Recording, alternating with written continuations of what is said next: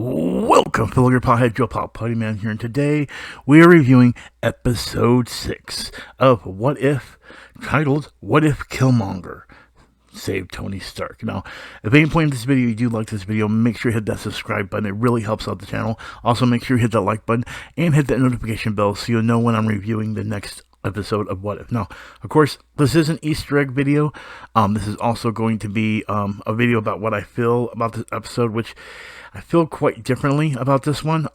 Which I will definitely get into the spoiler territory. I definitely say watch it. It's not my favorite What If episode, but I will state that I do like some of the stuff that came upon me.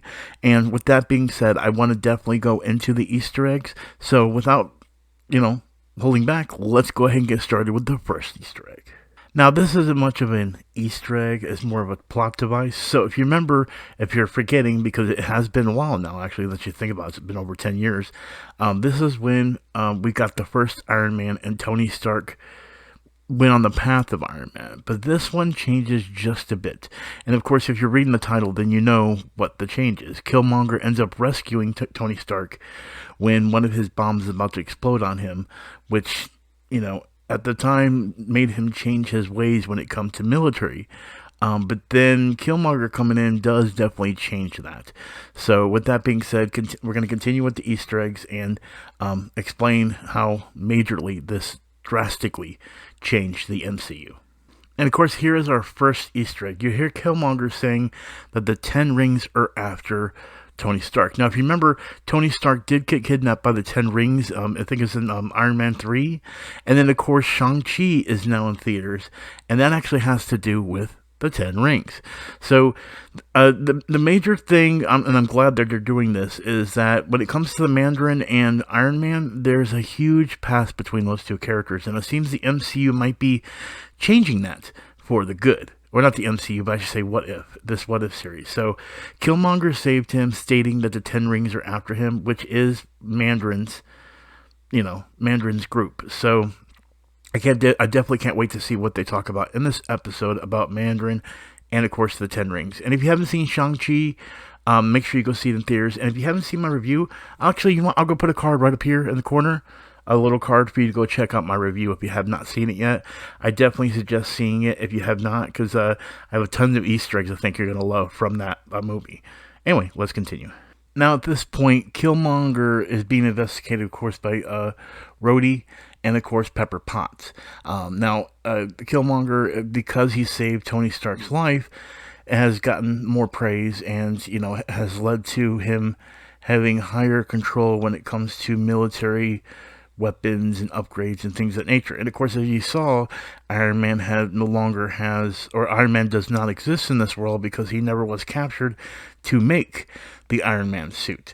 So with that being said, Killmonger, if you remember, still has a past with Wakanda where he was quite angry. And Again, as I'm talking about this and talking about the Easter eggs, I haven't watched the whole episode, but this may lead to Killmonger striking or retaliating against Wakanda for turning his back on him or anything of that nature. Now, one thing I do want to point out is in the comic books, Killmonger did have an association with Kingpin, aka Spider-Man supervillain, and of course Daredevil supervillain. So not sure if that's going to be associated here. I don't think so, but I will state that I feel like there's going to be a darker line here, especially since Iron Man wasn't there to do the snap, to do any defenses when Thanos came to the world. So it's going to be interesting to see how that drastically changes. So remember, at this point, even Rhodey was, fighting with Iron Man as far as, him end up becoming War Machine eventually. And then another thing is you remember Pepper Potts actually falls in love with Iron Man in those gradual times because of his capture or, capture by the enemy, as well as him doing the Iron Man situation where she keeps finding out about him that way. And of course, Happy also gets a promotion in that way too, but Killmonger got that promotion. So again, whatever is happening here is going to lead to something drastically different and quite possibly scary, because Iron Man does not have... Iron Man still is against the weapons now, but I feel like it's going to be a different path, especially since him and Killmonger before he became Iron Man, he had the same frame of mind as Killmonger did when it came to Wakanda. So I have a feeling Black Panther is going to be involved in this, but how? I'm not sure. Let's continue. Now we have the Repulsor Blast, which is part of Iron Man's arsenal. If you ever played the Marvel vs. Capcom games, you can actually see the Repulsor Blast, but this is the weapon that's used. Well, not the weapon that's used, but that's part of his technology that he uses in the comic book and in the video game as well. But then you do hear that Killmonger says that his father was killed. So that means that they are going on with the early story of him when he was a kid and everything, and his father being killed. But there is slight change. Again, having a repulsor blast, this was built into the Iron Man suit, but now it's built in as a repulsor cannon. So this is an interesting little tidbit that I didn't even think about. Is he still working with his technology, or is he moving on? So he got a repulsor blast, which again, if you're not familiar, is part of his weapons with the Iron Man suit. So anyway, let's continue. And now we finally get to the nitty gritty of why Killmonger is here. He wants his own drones, but didn't have his own technology or the capabilities to do the AI technology to make drones. And of course, in this scene, you hear Tony Stark, aka, well, Tony Stark now, we're not even calling him Iron Man, but we hear Tony Stark state that he has a love for anime, and then says, if you like it's a Gundam style. If you're not aware, Gundam is actually a anime that comes out, and they have a lot. When it comes to Gundams, they have a lot of points that stick out, as you see here. And so that's what he's making a joke about how it has a very Gundam look. And this is a Gundam robot right here that you can see on the screen.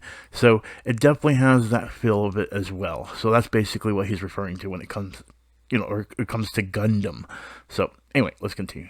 Yet another thing I want to point out that a lot of people may not be aware of in the comic book. So, if you look above on the screen, if you look above where the Watcher is, in my overlays, you'll see Tony is right here drinking.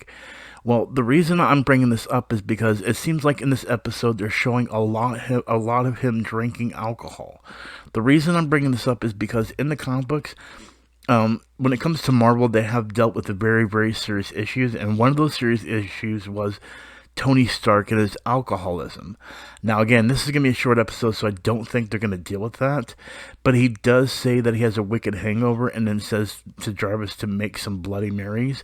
And of course, remember, Jarvis ends up becoming a Vision. So this means Vision doesn't even exist in this world, in that situation, because Vision was created because of Ultron.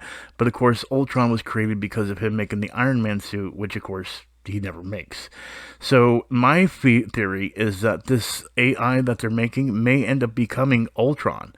Not sure, but the thing is the alcohol that he's been consuming, as you see right here, looks like it's playing a healthy point in this episode. So I wanted to go ahead and talk about that as well. So yeah, in the comic books, he did deal with being an alcoholic, and it really drug him down badly. Like, he hurt family, everything. It was a serious issue in the comics. Anyway, let's continue. And there we have another situation that's a nod to something that a lot of people are not aware of. So he's looking at the baseball and he thinks about his arc reactor because it is formed in like a ball.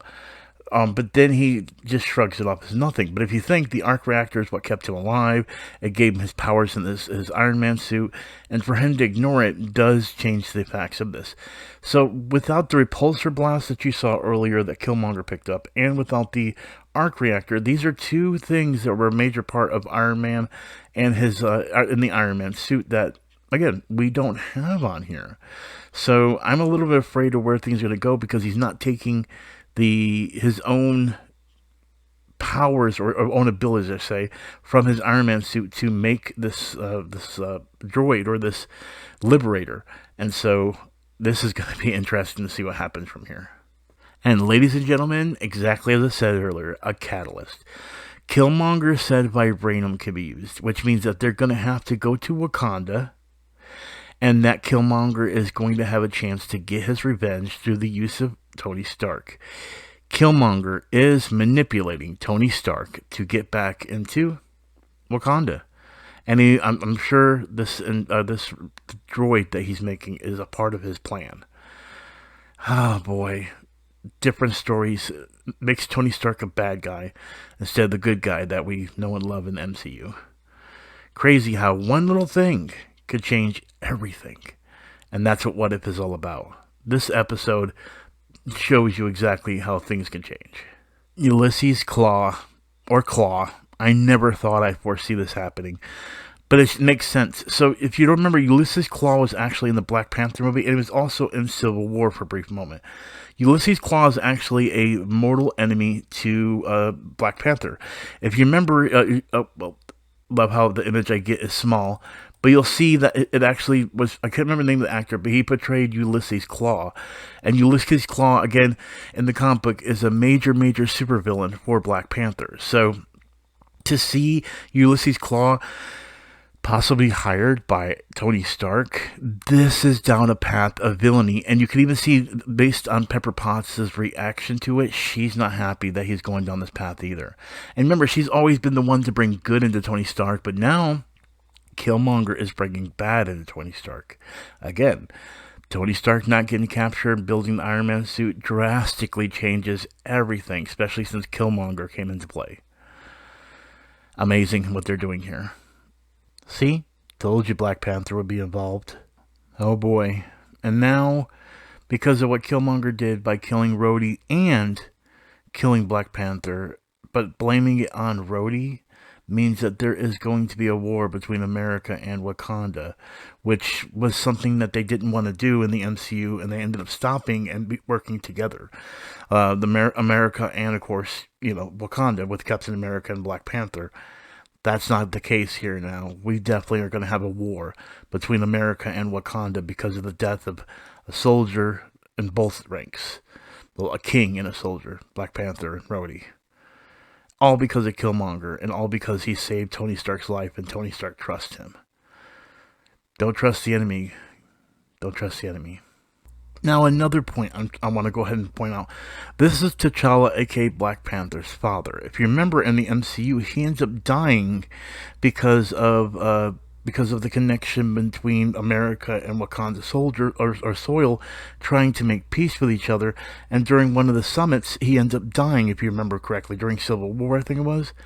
So that ended up being a catalyst for T'Challa and Killmonger to come together. But Killmonger's father's dead.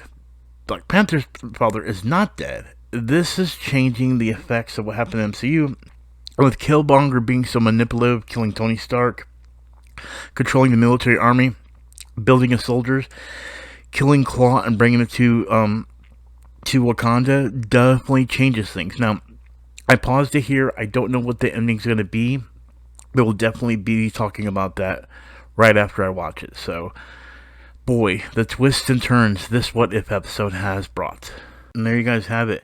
Killmonger literally manipulated his way into, well, everything.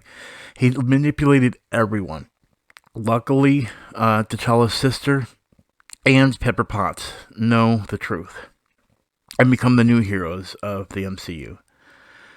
This actually might lead also to the alternate Avengers that are coming out, with T'Challa's sister being the new Black Panther, because of course, unfortunately, they gave Black Panther to Killmonger. So again, crazy episode. I loved it. It was one of the weirdest ones, and the slight change, and I do like the ending. Not one of my favorite episodes, I would say. Definitely a huge change in the what would be the MCU or the Marvel Cinematic Universe. And we have one more episode to go. And I think the next episode... Actually, no, we have more than one episode in my... I don't know actually how many episodes we have. I know we still have a Thor episodes to go. And then we have the Avengers, the new Avengers episode. So I'm thinking we have 2 more episodes. 8 in total. Maybe 10. But with that being said, I want to thank you all for watching. Make sure to hit the like button. Make sure to hit the subscribe button. And make sure to hit the notification bell and be part of the notification squad. Also, heads up, guys. If you're a Marvel fan and you have watched this video to the end here, and you do play Fortnite, they do have on Fortnite now the new Battle Pass, and Carnage from Spider-Man is actually in the Battle Pass. So if you plan on buying it, please use my supporter credit code Puttyman _PUTTYMEN with the underscore at the end. #ad. And as always, I am Puttyman with Gamer Pies. Do not forget, roll out die score. Peace out. I'll talk to y'all later.